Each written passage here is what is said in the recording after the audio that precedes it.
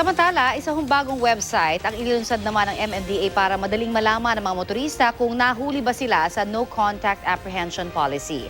At ang website na ito may nakakatuwa pa daw na pakulo. Kaugnay po niyan, makakausap po natin si MMDA Chairman Attorney Emerson Carlos. Chairman, magandang tanghali po. Si Connie Season po ito. Magandang tanghali, Connie. Yes, pakidetalye nga lang po sa amin, paano ho magagamit at ano ho ang nilalaman itong May Huli Ba website at may hugot lines pa daw ito, sir?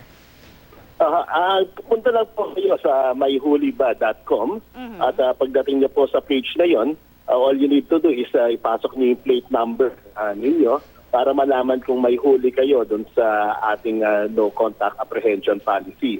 So kung may huli kayo doon, lalabas yung violation ninyo, kung kailan nangyari, kung saan nangyari, kung anong oras at yung exact violation ninyo and yung status ng ticket po ninyo. Kung wala naman po, lalabas po, wala, and then may kasunod pong hulit na ito.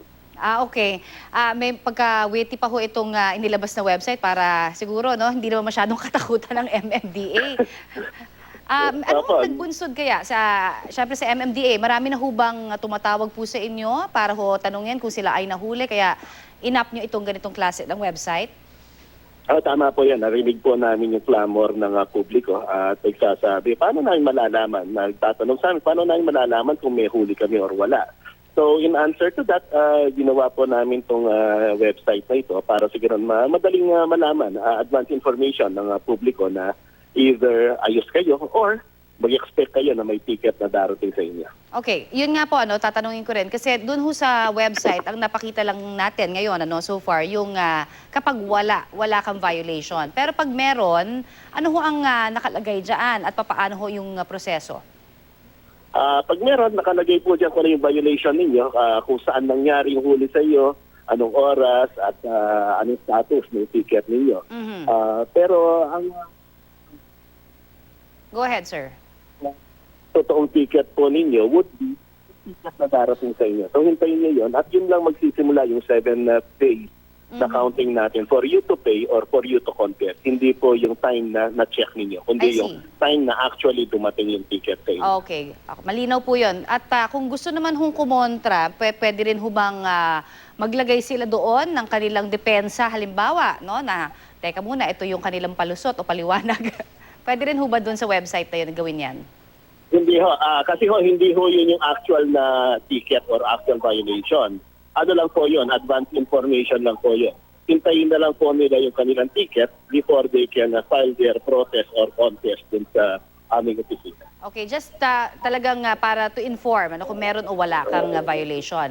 Yes, yun lang po yun. Either meron o wala. Yes, sir. Iba lang din po tayo, kasi recently may naglabas din po na isang motoring magazine, kung saan-saan nakalocate yung inyo pong mga cameras, para dito sa no apprehension, no contact apprehension, Ano ho ang inyo pong komento ukol dito?